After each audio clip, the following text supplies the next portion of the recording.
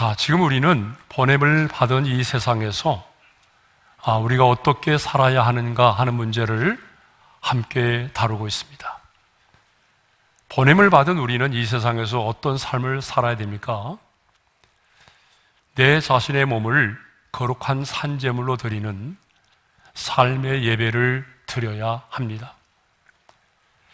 그런데 오늘 본문 로마서 12장 2절은요,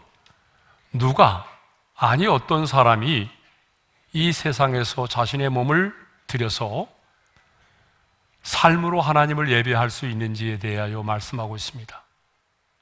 어떤 사람이, 누가 자신의 몸을 산제물로 하나님께 드릴 수 있느냐 하는 문제를 다루고 있어요. 자, 첫째로 누가 삶으로 하나님을 예배하는가? 이 세대를 본받지 아니한 자입니다. 그래서 오늘 본문은요, 너희는 이 세대를 본받지 말라는 말씀으로 시작하죠. 자, 우리 본문 2절 상반절의 말씀을 함께 읽겠습니다. 다 같이요. 너희는 이 세대를 본받지 말고.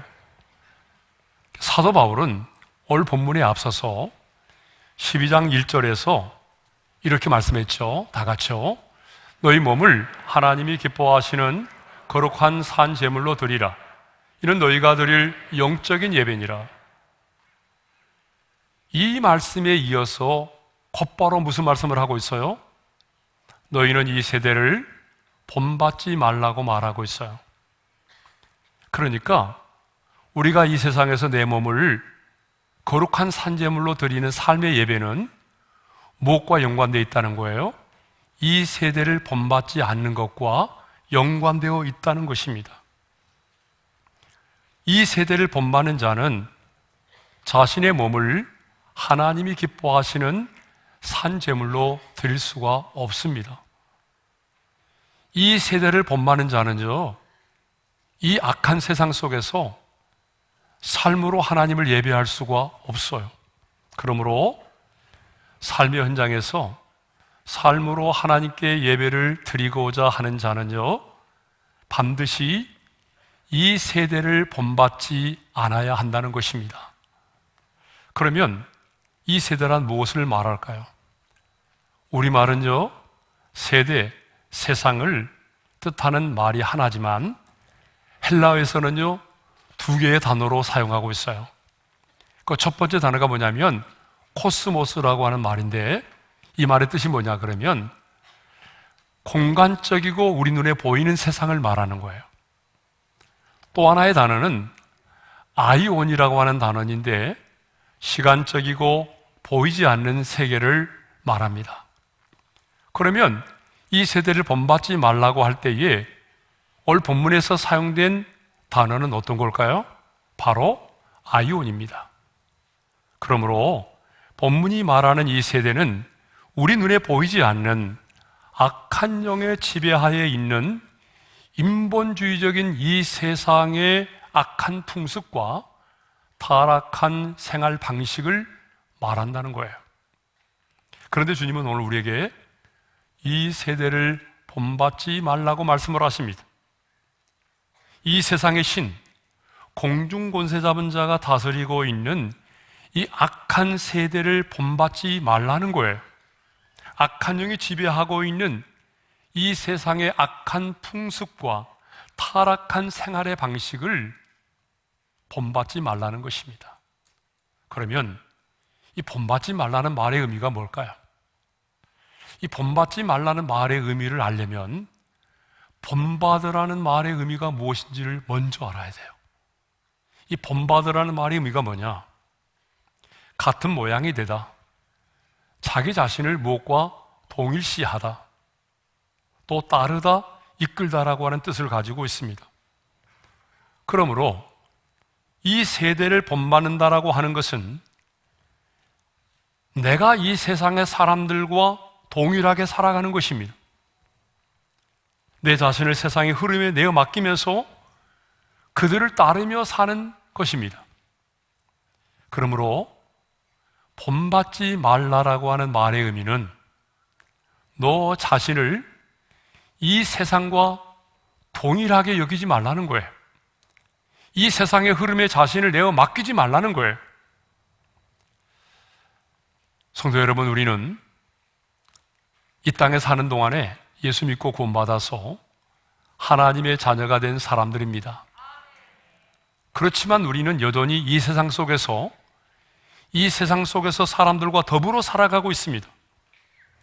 하지만 여러분, 우리는 이 세상에 속한 자가 아닙니다. 그러므로 이제 우리는 이 세상 사람들이 살아가는 삶의 방식으로 살아서는 안 된다는 거예요. 이 세상이 흘러가는 대로, 이 세상의 죄악의 탕류를 따라서 함께 흘러가는 자로 살아서는 안 된다는 것이죠.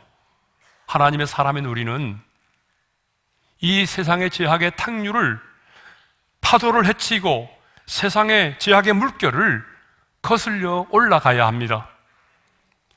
언젠가 말씀드렸지만 여러분, 살아있는 물고기하고 죽은 물고기는 차이가 있어요.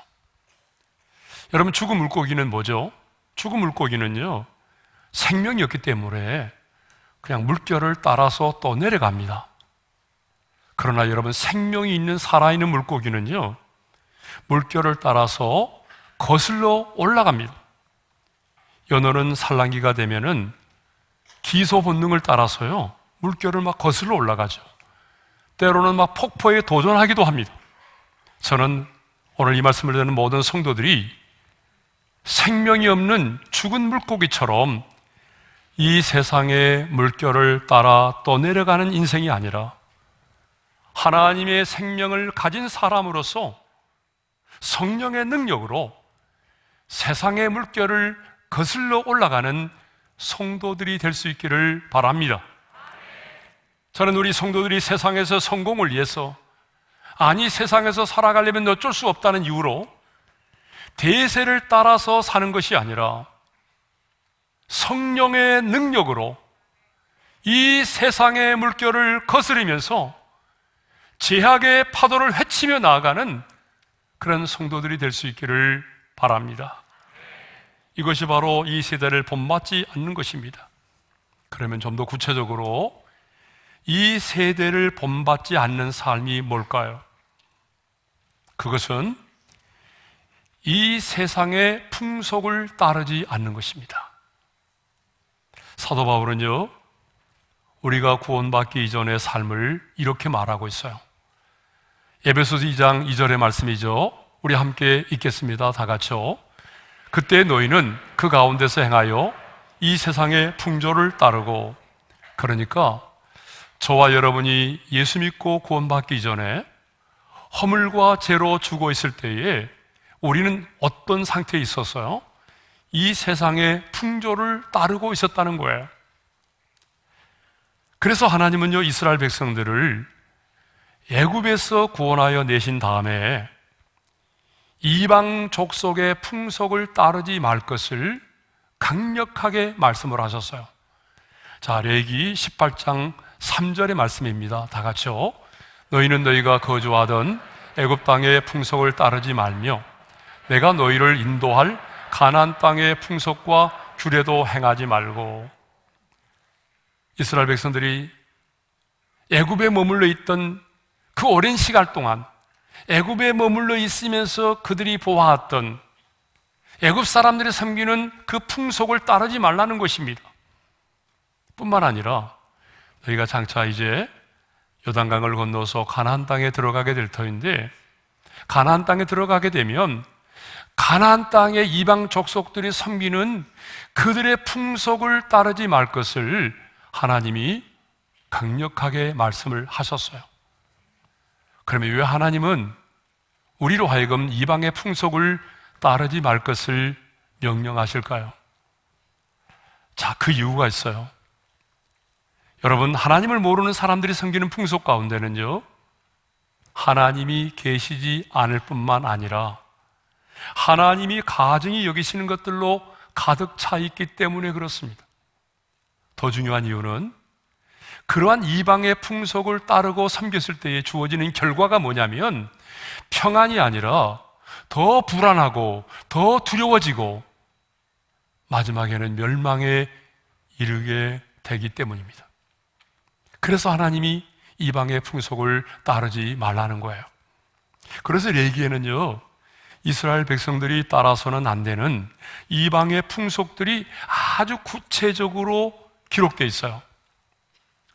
대표적으로 생각해 보면요, 가나안 사람들은 자신들이 섬기는 그 몰렉신에게 자신의 아들과 딸들을 바쳐서 불에 태워 드리는 인신 제사의 풍속을 가지고 있었어요. 참으로 야만적이고 잔인하게 이를 데 없는 그런 풍속이죠. 또 가나안에 사는 사람들이 섬기는 대표적인 풍속은요, 바로 성적인 문란함입니다. 가나안 사람들이 섬기는 풍속의 대부분은 다 성적인 문란함과 관련되어 있어요. 그래서 레위기 18장에는요, 절대로 동침해서는 안 되는 15가지 종류의 관계를 말하고 있어요. 이런 사람과 절대로 성적인 관계를 맺어서는 안 된다 라고 말하고 있는 15개의 관계를 말하고 있어요. 우리 함께 같이 읽어보겠습니다. 시작. 어머니, 계모, 누이, 손녀, 이복누이, 고모, 이모, 숙모, 며느리, 형제의 아내, 어머니와 딸, 처제, 이웃의 아내, 동성, 짐승. 거기 동성과 짐승도 포함되어 있어요. 이것을 보게 되면 가나안 땅의 사람들은요, 아무나 관계없이 육체적인 본능을 따라서 짐승처럼 성관계를 맺으며 살아왔어요. 이렇게 음란하고 야만적인 것이 바로 가나안의 풍습이었습니다. 그래서 하나님은 아주 구체적으로 가나안의 풍속을 열거하면서 하나님의 백성들은 이렇게 부정하고 가증한 풍속을 따르지 말라고 강력하게 명령을 하신 것입니다.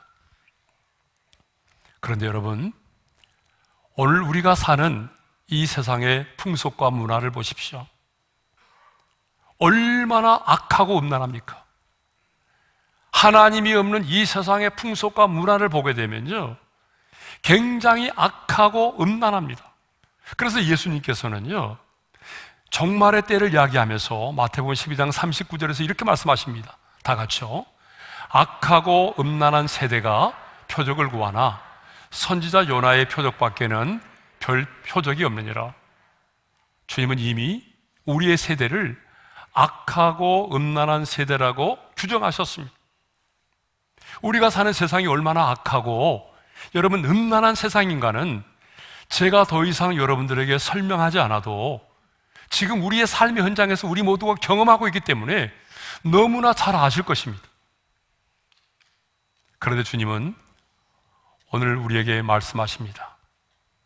너희는 이 세상의 풍조를 따르지 말라. 우리 한번 같이 읽겠습니다. 시작. 너희는 이 세상의 풍조를 따르지 말라. 이 세대를 본받지 않은 삶은 두 번째로 자기 중심적인 삶을 살지 않는 것입니다. 타락한 본성을 가진 우리 인간들은요, 한결같이 자기 중심적으로 생각하고 그리고 지극히 이기적으로 행동을 하게 됩니다. 그래서요, 누군가를 만날 때도 보게 되면 이 사람이 내게 얼마나 도움이 될 수 있는가를 먼저 생각합니다. 어떤 일을 결정하고자 할 때도 보게 되면 나로 인해서 상대방이 받을 아픔, 상대방이 받을 손해, 또 상대방이 받을 그 상처는 전혀 생각하지 않습니다. 오로지 한 가지, 내게 얼마나 유익이 될 것인가, 내게 얼마나 유익이 될 것인가만을 먼저 생각합니다. 하나님의 사람들 역시 누군가를 만나고 어떤 일을 결정할 때에 이렇게 세상 사람들이 추구하는 방식으로 살아간다는 거예요. 그러나 하나님의 사람들은 어떻게 해야 되죠? 누군가를 만나고 어떤 일을 결정하고자 할 때는 먼저 하나님의 뜻이 무엇인가를 생각하고 하나님이 주신 비전이 무엇인가를 생각하고 하나님의 나라를 먼저 생각하고 난 다음에 어때요? 결정하고 생각해야 되는 것입니다. 이렇게 모든 일을 자기중심적으로 생각하고 이기적으로 행동하는 것이 이 세상이 추구하는 가치이고 세상의 문화입니다. 이렇게 우리가 사는 이 시대가 자기 중심적으로 생각하고 판단하고 말하고 이기적으로 행동하는 세대입니다. 그런데 오늘 주님은 우리에게 말씀하십니다. 너희는 이 세대를 본받지 말라. 너 자신만을 생각하지 말고 조금 손해볼 각오를 하고 살라는 것입니다.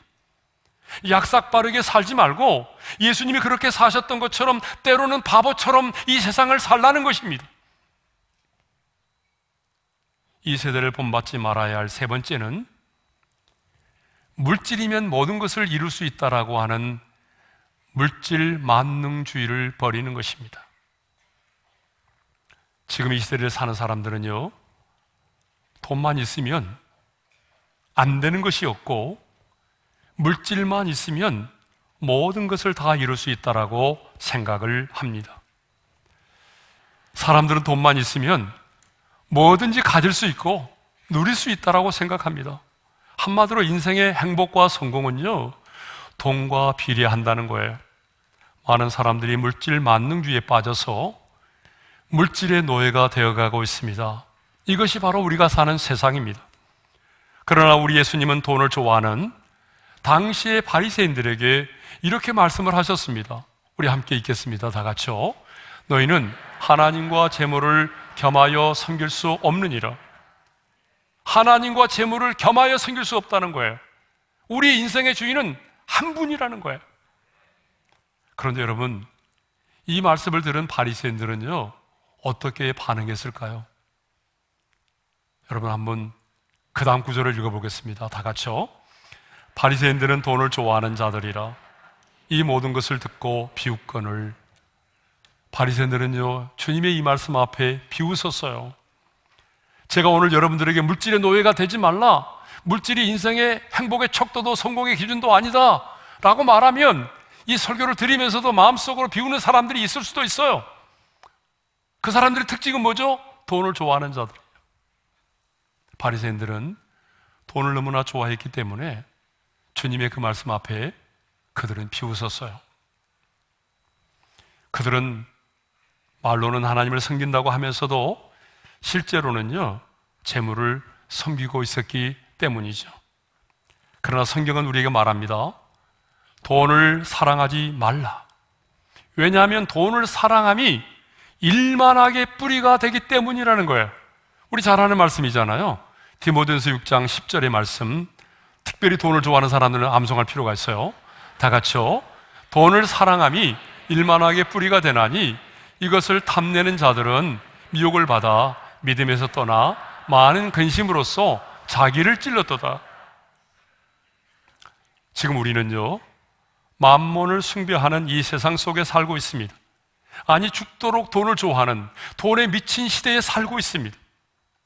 돈을 성공의 기준으로 여기고 돈을 행복의 척도로 여기는 물질 만능주의 시대에 우리가 살고 있습니다. 하지만 주님은 우리에게 말씀합니다. 돈을 사랑하지 말라. 돈을 사랑하지 말라는 거예요. 돈이 필요 없다는 말이 결코 아닙니다. 자본주의 세상에서 여러분, 돈이 없으면 하루도 살아갈 수가 없어요.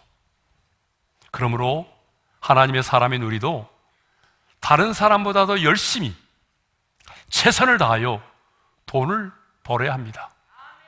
옆 사람과 인사할까요? 열심히 돈을 봅시다. 네. 하나님의 사람인 우리도 열심히 일을 해서 돈을 벌어야 됩니다. 네? 그러나 중요한 것은 이제 이담에서 안 하면 안 되겠죠? 그 돈 앞에서 신앙의 양심을 팔아서는 안 된다는 것이죠. 그 물질이 여러분의 인생을 지배하지 못하도록 해야 한다는 것입니다. 지금 우리는 물질 만능주의의 시대에 살고 있지만 우리는 주님이 내 인생의 주인이심을 고백하며 여러분, 물질이라도 지배하고 다스리는 자로 살아갈 수 있기를 바랍니다. 자, 큰 두 번째입니다. 누가, 아니 어떤 사람이 삶의 현장에서 삶으로 하나님을 예배할 수 있는가? 그 두 번째는 하나님의 뜻을 분별하는 자입니다. 자, 첫 번째가 뭐였어요? 이 세대를 본받지 아니하는 자요. 두 번째는 뭐예요? 하나님의 뜻을 분별하는 자죠. 자, 그래서 2절 하반절에 이런 말씀이 있습니다. 다 같이요. 오직 마음을 새롭게 함으로 변화를 받아 하나님의 선하시고 기뻐하시고 온전하신 뜻이 무엇인지 분별하도록 하라. 우리가 아무리 열심히 최선을 다하여 살아도요, 하나님의 뜻을 분별하지 못하면 신앙생활은 실패합니다. 우리가 아무리 열심히 최선을 다하여 살아도 하나님의 뜻을 아는 일에 실패하게 되면 도리어 나의 열심이 하나님의 나라를 대적하는 경우도 있어요. 그러므로 하나님의 뜻을 아는 것은 너무나 중요합니다. 그러면 저와 여러분을 향한 하나님의 뜻은 무엇일까요? 하나님의 뜻은요, 언제나 선하고 기쁘고 온전하다는 것입니다. 한번 따라서 하실까요? 하나님의 뜻은 언제나 선하고 기쁘고 온전하다. 믿으면 아멘 하겠어요? 그렇습니다. 하나님의 뜻은요, 언제나 선하십니다. 왜냐하면 하나님 자신이 선하신 분이시기 때문입니다. 그러므로 선하지 않은 것은요, 아무리 명분이 좋아도 하나님의 뜻이 아닙니다. 아무리 성공을 보장해 주어도 그것이 선하지 않다면 하나님의 뜻이 결코 아닙니다. 자, 두 번째로 하나님의 뜻은요, 언제나 기뻐하는 것이에요. 저도 하나님의 뜻을 알기 위해서 부단히 노력을 할 때가 많아요. 어떤 것을 놓고 기도할 때에 말씀에 있으면 금방 답을 찾겠지만 아무리 말씀을 봐도 이게 하나님의 뜻인지 저게 하나님의 뜻인지 분별이 안 될 때가 있어요. 여러분도 그렇죠? 저는 그럴 때 가장 먼저 제가 쓰는 방법이 있어요. 그럴 때 어떻게 하냐 그러면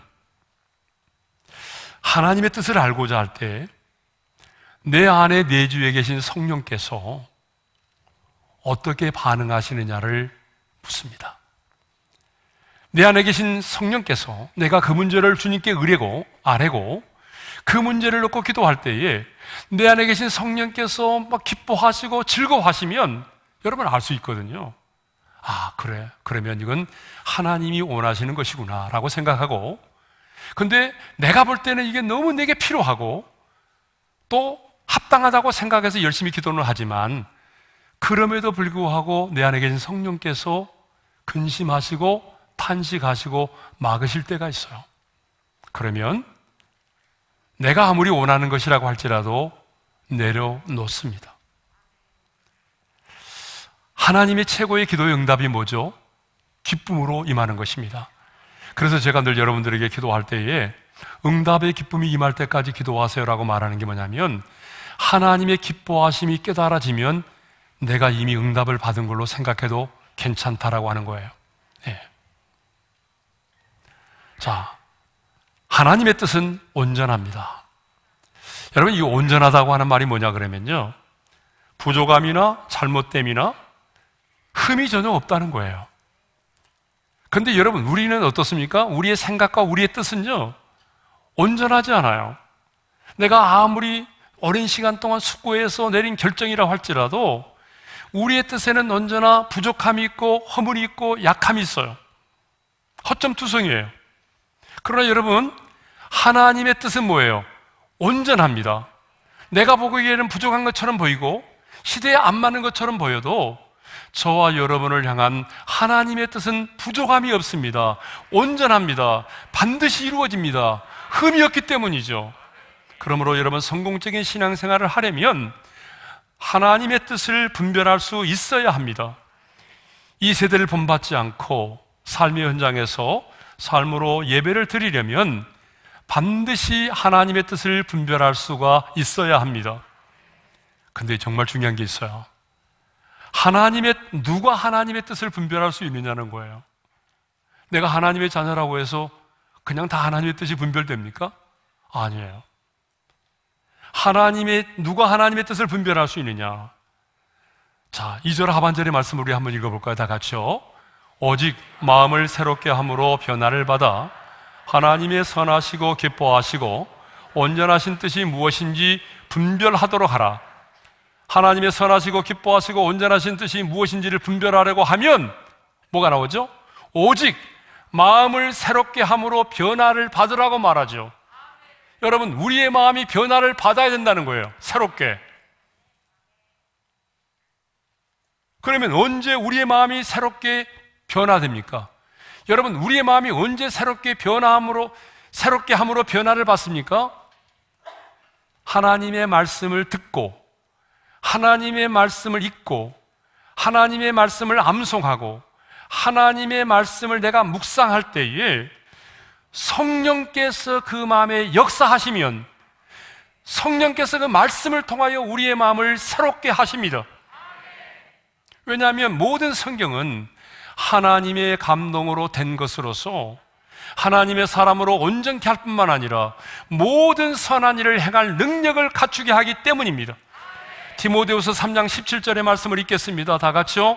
이는 하나님의 사람으로 온전하게 하며 모든 선한 일을 행할 능력을 갖추게 하려 함이라.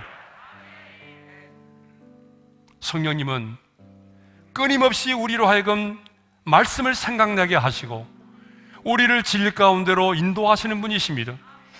그러므로 성령께서 말씀을 통하여 우리의 마음을 새롭게 할 때에 우리는 마음이 새롭게 함으로 변화를 받게 되고, 우리의 마음이 새롭게 함으로 변화를 받게 되면 하나님의 선하시고 기뻐하시고 온전하신 뜻이 무엇인지를 분별할 수 있게 된다는 것입니다.